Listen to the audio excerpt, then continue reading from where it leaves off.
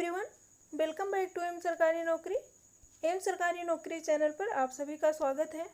Friends, CTET की class शुरू कर दी गई है। सीटेट की क्लास में सबसे पहले पर्यावरण अध्ययन इसी सब्जेक्ट को शुरू किया जा रहा है। पिछले वीडियो में हमने पर्यावरण के सिलेबस को देखा था, साथ ही साथ हमने देखा था कि 90+ किस तरह से लाया जा सकता है सीटेट में, वीडियो कब दी जाएगी, टाइमिंग क्या होगा अपलोड करने का, इन सब के बारे में पिछले वीडियो में चर्चा कर दी गई है। यदि अभी तक आपने वीडियो को नहीं देखा है तो जाकर के देख लीजिए, और जो लोग चैनल पर नए हैं प्लीज़ चैनल को सब्सक्राइब कर लीजिए, साथ ही साथ बेल आइकन को भी प्रेस करके रखिएगा।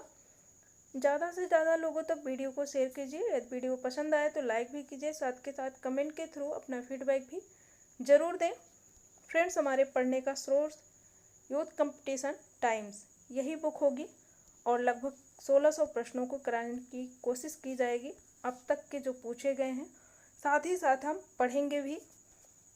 यदि आप इसी बुक से पढ़ लेते हैं तो 25+ आप सीटेट में ला सकते हैं। या थोड़ा सा एफर्ट और लगाएंगे आप तो आप 28 से 29 नंबर भी ला सकते हैं। आज का हमारा टॉपिक होगा पर्यावरण एवं पारिस्थितिकी तंत्र। सबसे पहले हम जान लेते हैं पर्यावरण है क्या। पर्यावरण के बारे में जानते हैं। पर्यावरण, यदि पर्यावरण की बात की जाए तो पर्यावरण 2 शब्दों से मिलकर बना है, परि धन आवरण। हिंदी में इसकी बात की जाए 2 तरह से हम इसके डिफिनेशन को देखेंगे। हिंदी में इसे परिधन आवरण, अर्थात परि का मतलब चारों ओर, आवरण का मतलब क्या होता है, आवरण का मतलब घेरा, अर्थात हमारे चारों तरफ का घेरा ही पर्यावरण कहलाता है। आप यहाँ देख सकते हैं नदियाँ, पहाड़, पेड़ पौधे, जीव जंतु, घर, लोगों के द्वारा जो हम घिरे हुए हैं यही पर्यावरण है। एक फेमस क्वेश्चन पूछा जाता है, बहुत पसंदीदा UP TET, CTET, super TET का क्वेश्चन है, पर्यावरण दिवस कब मनाया जाता है। तो याद रखिएगा 5 जून को पर्यावरण दिवस मनाया जाता है। पढ़ते हैं पर्यावरण। हिंदी में आपने देख लिया, अब हम इसके अंग्रेजी शब्द को जानते हैं। अंग्रेजी में इसे इन्वायरमेंट कहा जाता है। क्या? इन्वायरमेंट। इन्वायरमेंट फ्रेंच भाषा का एक शब्द है। फ्रेंच भाषा के इनवायरोनेर इसी शब्द से बना हुआ है इन्वायरमेंट। इनवायरोनेर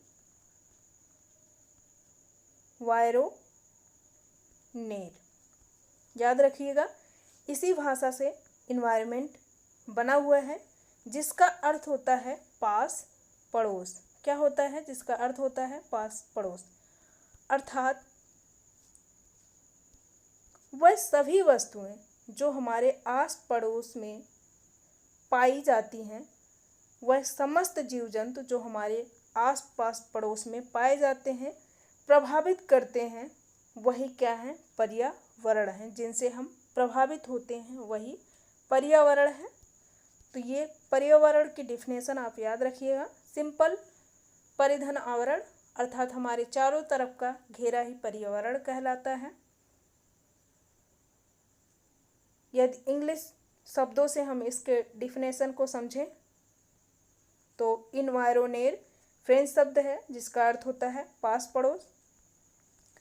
पास पड़ोस अर्थात पास पड़ोस में पाई जाने वाली वह समस्त वस्तुएं जो जीव को प्रभावित करती हैं वही पर्यावरण है। तो इस तरह से आप डिफिनेशन याद रखिएगा। पर्यावरण एवं पारिस्थितिकी तंत्र आज का यही टॉपिक है।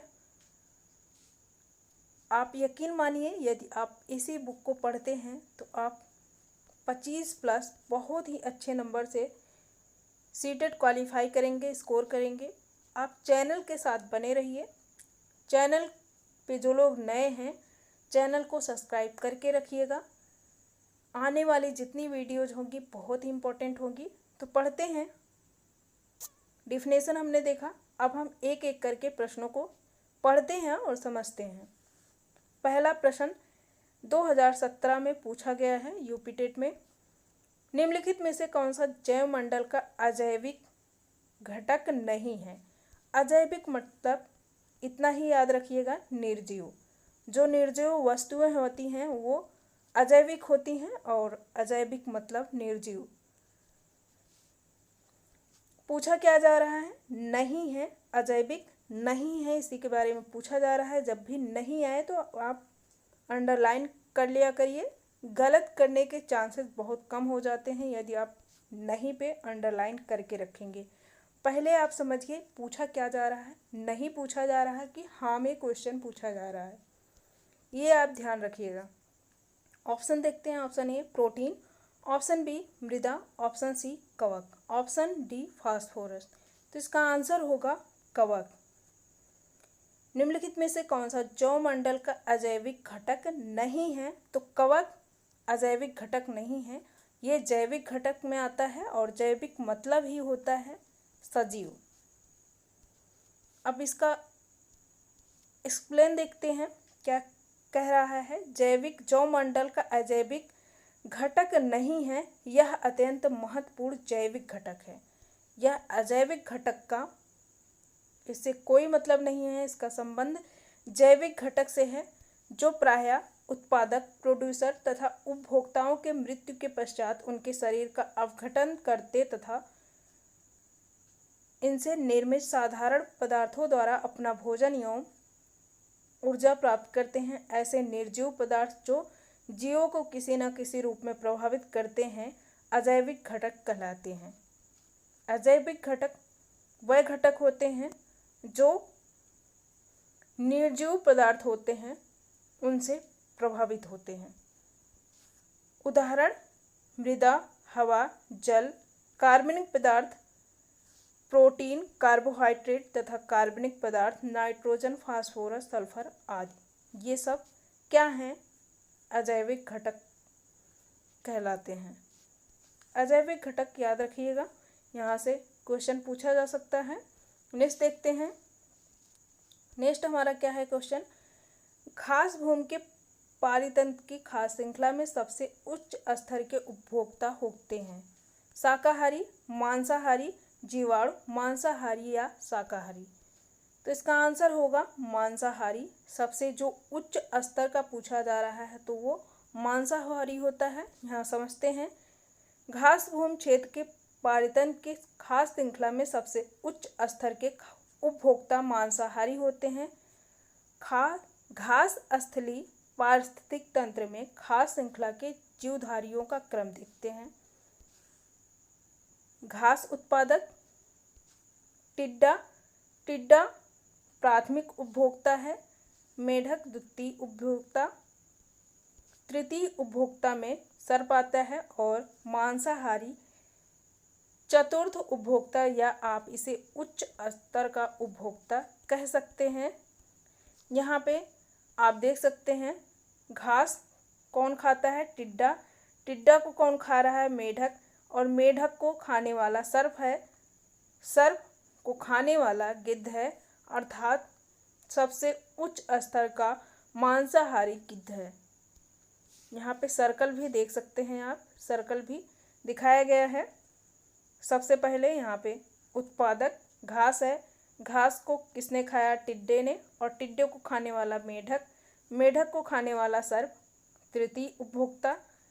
पूछा जाता है प्रथम उपभोक्ता, द्वितीय उपभोक्ता, तृतीय उपभोक्ता या तृतीयक उपभोक्ता कौन है? तो याद रखिएगा सांप तृतीयक उपभोक्ता होता है।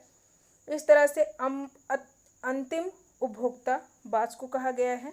यहाँ पे सर्कल आप देख सकते हैं, इस तरह से सर्कल बनी हुई है।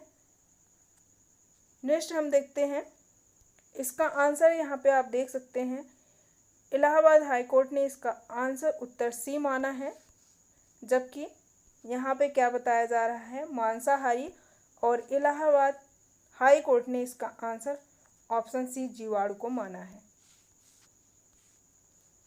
थर्ड देखते हैं, पारिस्थितिक तंत्र में ऊर्जा का मुख्य स्रोत है। यूपी टेट 2017 में पूछा गया है। मोस्ट इम्पॉर्टेंट प्रश्न है, बहुत पूछा जाता है, तो ये याद रखिएगा।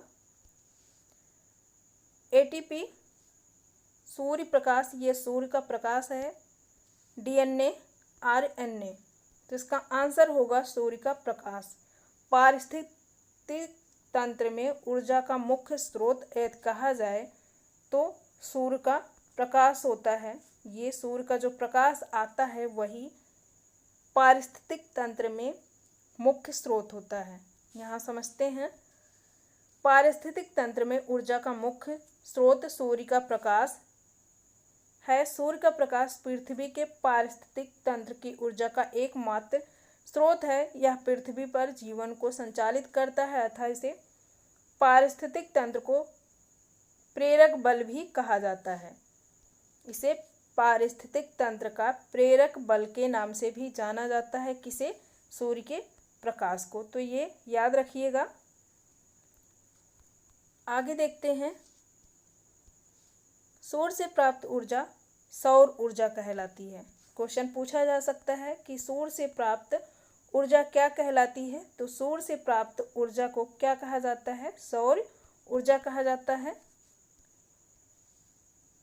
ये आप अंडरलाइन कर लीजिएगा। यदि आपके पास बुक है बहुत अच्छी बात है, नहीं है तो यहाँ पे पूरी की पूरी बुक आपको कंप्लीट पढ़ाई जाएगी।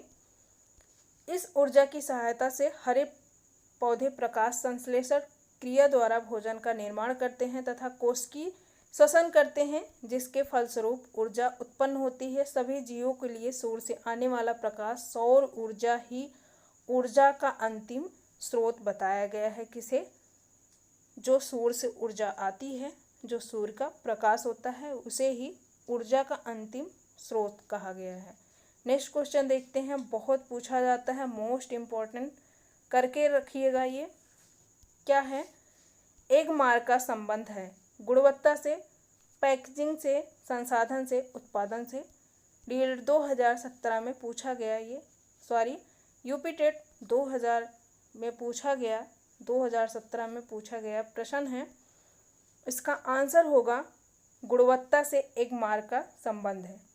बहुत पूछा जाता है ऐसे क्वेश्चन, आपके लिए बहुत ही इम्पोर्टेंट है, याद रखिएगा। एक मार्ग का संबंध आप देखते होंगे हमेशा गुणवत्ता से होता है। जैसे आप चिप्स, किसी भी खाद्य पदार्थ जो होता है उसकी पैकेट पे आप देखेंगे बना रहता है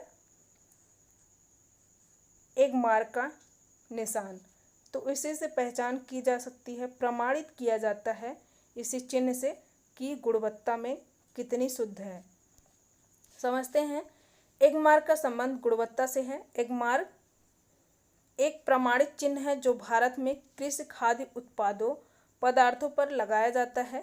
एक मार्ग शुद्ध रूप से खाद्य पदार्थों से जुड़ा हुआ प्रमाण चिन्ह है जो खाद्य वस्तुओं की शुद्धता एवं गुणवत्ता को सुनिश्चित करता है। यह भारत सरकार के खाद्य मंत्रालय द्वारा दिया जाता है। ये भी याद रखिएगा, किसके द्वारा दिया जाता है? ये मार्ग जो होता है वो किसके द्वारा दिया जाता है? तो ये भारत सरकार के द्वारा दिया जाता है, जो खाद्य मंत्रालय है उन्हीं के द्वारा, भारत सरकार के खाद्य मंत्रालय द्वारा दिया जाता है। तो ये याद रखिएगा। इस मार्क के मिल जाने से विक्रेता को अपने उत्पाद की शुद्धता को प्रमाणित करने के लिए मेहनत नहीं करनी पड़ती है। क्रेता इस मार्क को देखकर ही उत्पाद की गुणवत्ता और शुद्धता पर विश्वास कर सकता है। जो खरीदने वाला होता है इस मार्क को देख करके ही उसके गुणवत्ता का अनुमान लगा लेता है, और इस तरह से जो बेचने वाला होता है उसको अपने खाद्य पदार्थों को बेचने में कोई भी प्रॉब्लम नहीं होती है। उसका जो सामान है वो सही है, गुणवत्तापूर्ण है कि नहीं, ये साबित करने की आवश्यकता उसको नहीं होती है। जो खरीदने वाला होता है इसी मार्क को देख करके अनुमान लगा लेता है कि ये शुद्ध है। नेक्स्ट देखते हैं, किसी खाद्य श्रृंखला में शाकाहारी होते हैं कौन? प्राथमिक उत्पादक प्राथमिक उपभोक्ता, द्वितीयक उपभोक्ता, अवगणन करता। 2016 में पूछा गया ये यूपी टेट दिसंबर में जो पेपर हुआ था उसी में आया हुआ था। इसका आंसर होगा प्राथमिक उपभोक्ता। किसी खाद्य श्रृंखला में शाकाहारी जो होता है उसे प्राथमिक उपभोक्ता कहा जाता है। समझते हैं आंसर क्या होगा इसका। किसी खाद्य श्रृंखला में शाकाहारी प्राथमिक उपभोक्ता होते हैं। उत्पादक हमेशा हरे पौधे होते हैं जो क्लोरोफिल की सहायता से प्रकाश संश्लेषण की क्रिया के द्वारा भोजन का निर्माण करते हैं। द्वितीयक उपभोक्ता मांसाहारी होते हैं। आप याद रखिएगा जो प्राथमिक उपभोक्ता होते हैं, यदि प्राथमिक उपभोक्ता की बात की जाए तो वो हमेशा क्या होंगे, वो हमेशा शाकाहारी होते हैं। यदि द्वितीयक उपभोक्ता की बात की जाए तो वो मांसाहारी होते हैं। आप यहाँ देख सकते हैं द्वितीयक उपभोक्ता मांसाहारी, प्राथमिक उपभोक्ता कौन होते हैं तो वो शाकाहारी होते हैं। अपघटनकर्ता सड़े गले पदार्थों से ऊर्जा प्राप्त करते हैं जैसे मृतोपजीवी, कवक और जीवाणु। तो ये आप याद रखिएगा। आज के लिए बस इतना ही। आपके क्लास में पर्यावरण से रिलेटेड कुछ क्वेश्चन कराए गए, साथ ही साथ आपको पर्यावरण भी समझाया गया कि क्या है। तो आज की क्लास के लिए बस इतना ही। नेक्स्ट वीडियो में हम और इम्पोर्टेंट इसी से रिलेटेड इसी टॉपिक से और क्वेश्चन को देखेंगे। वीडियो बहुत ही इम्पोर्टेंट होगी, आगे वाली जितनी होगी। तो प्लीज़ चैनल को सब्सक्राइब करके रखिएगा। ज़्यादा से ज़्यादा लोगों तक प्लीज़ वीडियो को शेयर कीजिए और वीडियो पसंद आए तो लाइक भी कीजिए। Thank you for watching this video.